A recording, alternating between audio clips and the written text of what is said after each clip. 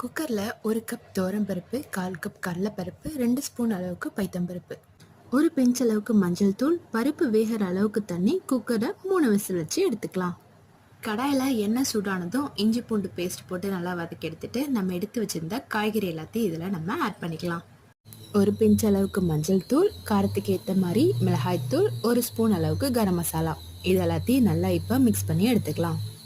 காய்கறி வேகிற அளவுக்கு தண்ணி, கொஞ்சமாக உப்பு சேர்த்து நல்லா இப்போ இதை வேக வச்சு எடுத்துக்கலாம். ஆல்ரெடி குக்கரில் வேக வச்சு எடுத்த பருப்பை இது கூட நம்ம ஆட் பண்ணிக்கலாம். உங்களுக்கு பிடிச்ச காய்கறி சேர்த்துட்டு தண்ணி ஊற்றி இதை நம்ம நல்லா வேக வச்சு எடுத்துக்கலாம்.